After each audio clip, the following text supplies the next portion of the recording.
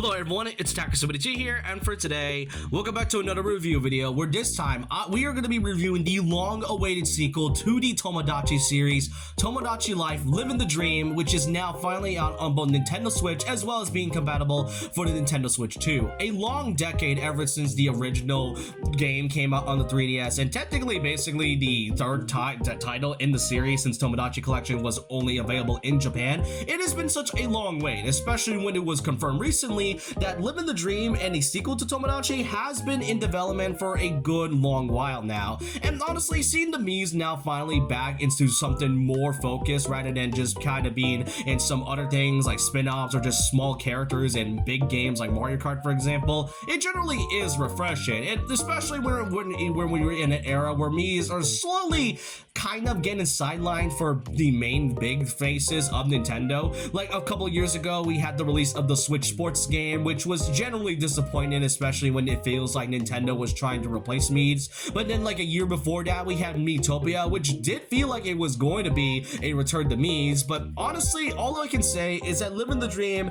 is truly a wonderful time. I've been playing this game with one of my friends for about a good 2 to 3 days, and all I can say is that since its release, I've had a really good time playing it. And the question is, however, is this game truly worth $60, especially if this was one of the, probably if not one of the last first-party Switch 1 titles we're ever going to get after like Rhythm Heaven releases and such. So that's what I'm going to be reviewing, and I'm going to be doing mostly the usual things of what I review, like presentation and quality, and mostly the gameplay. There's not really much of a story this time, but I will talk about a major thing that is pretty much the big highlight of it all. And obviously these are my personal thoughts and opinions. If you disagree with me on any of these points, that's totally okay. But let's get started with the review on whether or not Tomodachi Life Living the Dream is truly worth all the wait.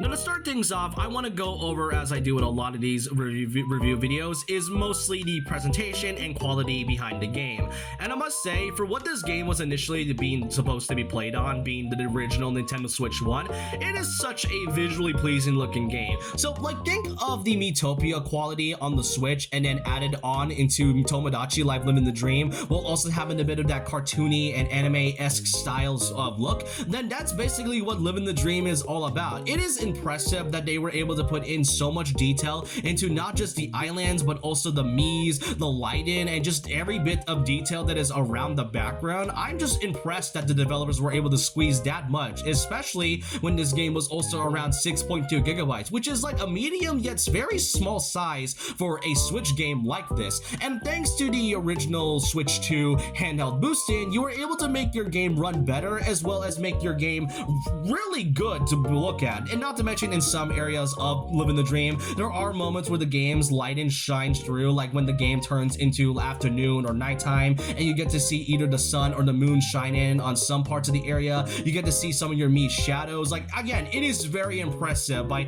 how many details they were able to cram in such a pretty small sized game. And not to mention, the music in this one is really good. It has a mix of the original Tomodachi 3DS game while also having a original new score that makes it stand out as like the successor to the one from the 3DS. So for quality and presentation, by having such good lighting and for such a good detailed game as that was intended for being on the Switch 1, it is good. I will say it is really good. And honestly, that's only just the start of it as we go on into the next topic, the Mii Maker.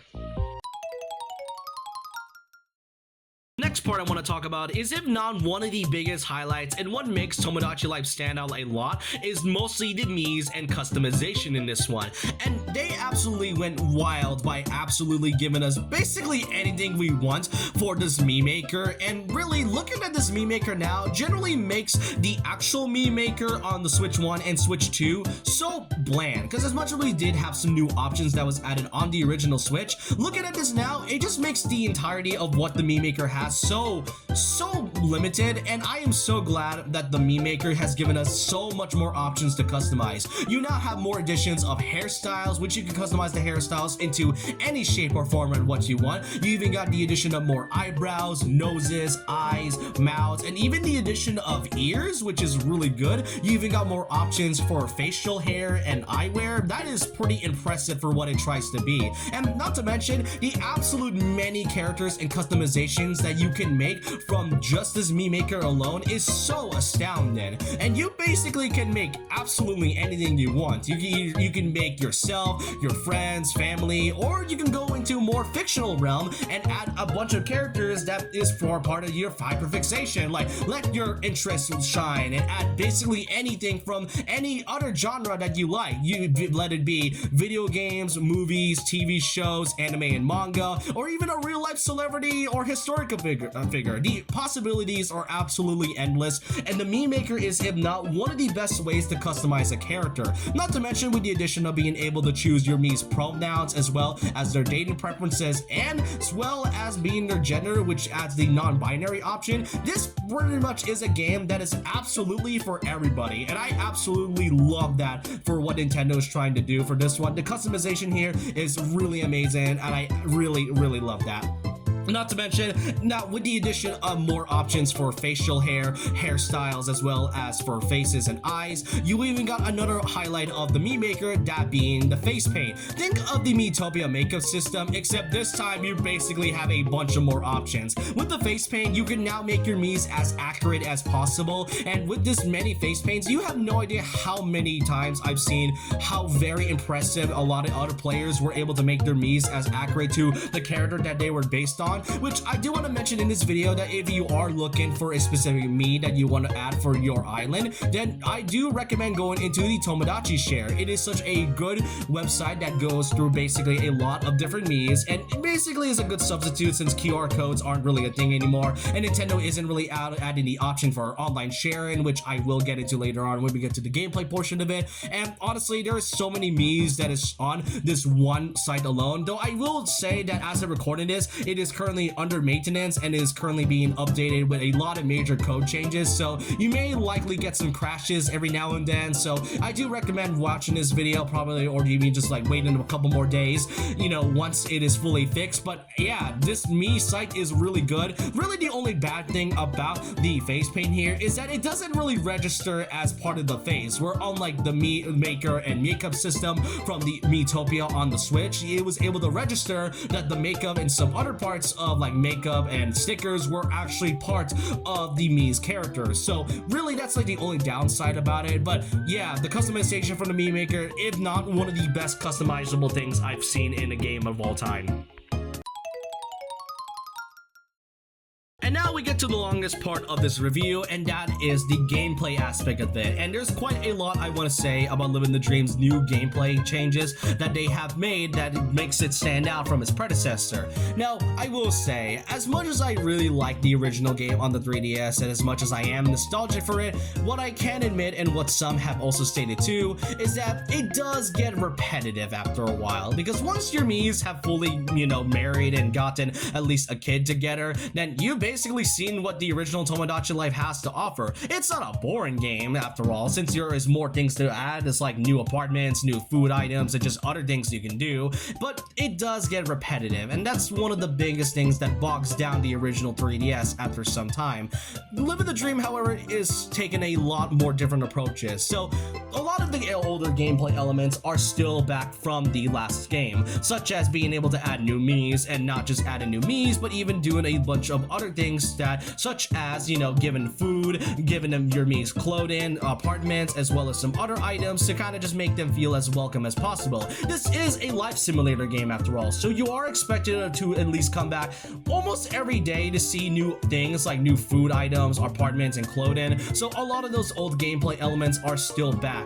But the biggest difference that absolutely stands out a lot from the 3DS one is that it is much more interactable. In the original 3DS game, all of your Mii's are basically confined into one apartment, and every now and then they will come out of their rooms to just go into different locations from the bottom of your touch screen, so you do need to check on them every now and then. This one, Living the Dream, is now able to have Mii's walk around and just go into other other Mii's places, go into different areas, and just kind of look around the island and just do their typical leisure stuff. So it is much more interactable. A lot of these Mii's are now not part of the apartment complex anymore, which really makes it stand out a lot. Not to mention having a total total of 70 Miis is pretty impressive. I know a lot have kind of stated that having a total of 70 feels like a step down from the 100 which we had from the original 3DS game, and while I can understand that it does seem to be a huge cut from the typical number that a lot of the games and Nintendo systems we've been getting lately that we usually get, still I find it impressive that having a total of 70 Miis for a game that is basically played on the Nintendo Switch 1, it is impressive. It is impressive that having this much number of a big number is really good, I must say. Now, do I want 100 Miis? Most absolutely, and I do think that there is likely going to be like a Switch 2 edition that adds a more Mii, like more numbers to the Mii count and all. But yeah, 70 Miis overall is still pretty impressive. Not to mention that we still are able to have Miis live together, which is a brand new gameplay element that is part of Living the Dream. In certain occasions, when your Miis become friends with each other, they are able to have a chance to live amongst each other. So it is taking a lot of elements from the apartment complex, except this time it's much more interactable as you have certain Miis basically being here. Not to mention from the fact that you can't exactly control how they feel or what type of relationships they would get into. So the point of what Living the Dream is all about is that aside from it being a life simulator, it's meant as a game to take it slowly and to just have a good laugh. As I said, me and my friend have been playing this game for a good couple days. Like my friend was just mostly watching it, the action and the drama go, and that's basically what makes Tomodachi Life so good to begin with. It's about the interactable Miis and drama that is going around it that you can't help but laugh at all the funny moments that happens within the game itself. And that's what I really like about it. And occasionally, whenever your Miis are living together, they are also prone to argue with each other, or in many cases, are prone to fall in love. And as I said, with the addition of the data preferences, you can have quite a lot of fun moments into adding a lot of what Tomodachi Life has. Now, another thing that a lot of gameplay elements that return from the original is that many of the old locations have now returned from the 3DS, like the food market, the clothing shop, the addition of the apartments, as well as the wishing fountain and the Mii News. And the wishing fountain has now been given a bigger role than what it had in the original. In the 3DS one, the fountain was mostly there as donations and occasionally some events like the morning market and the rap battles. This time, the wishing fountain is a way to unlock brand new additions such as more clothing, more items, and especially a new feature that is added to Live in the Dream, being the quirks. And these quirks are mostly new parts of personalities to make your Mii characters as accurate as possible. Like, let's just say you want to have your Mii characters float. Like, if you have a superhero character that can fly, then you can have a quirk that can mostly make them float and such, which is pretty cool to say the least. And I must say, I really like how they are given more customization for Miis to make them more accurate as possible. So yeah, a lot of the older elements from the 3DS game are still back, though of course not everything is still from the original 3DS. There are still some things that they did have to cut, like for example the Judgment Bay and the beach segment, as well as the observatory tower and quirky questions. But the biggest one that I know fans are very sad about is the loss of Console. So let's kind of give a moment of silence to the Console. It will forever be missed.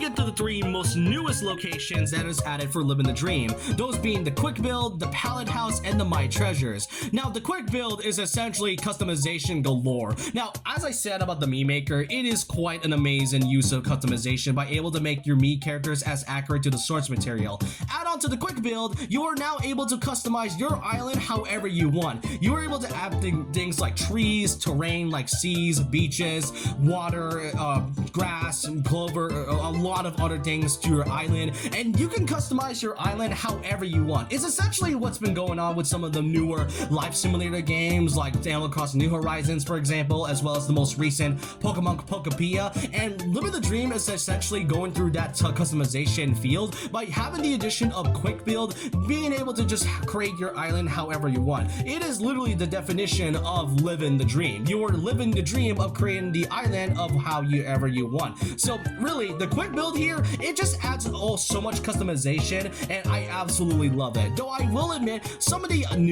items that you are able to get, such as like plants, shrubbery, light posts, and some other miscellaneous things like fences, for example, it does get a little limited once you are able to unlock a bunch of other things. And as you go and level up your island even further with the wishing fountain, it does kind of get a little more less when you unlock more and more, which is definitely something that I do wish they could add a lot, but that's essentially not what I really want to talk about, because after all, as I said, customization is really amazing. And not to mention, the palette house is also another standout. Now, with the addition of the face paint, you're now able to customize whichever things you are able to do, whether it's clothing, pets, food, items, clothing, and even the terrain of your island, as well as exterior and interior for your Mii's houses.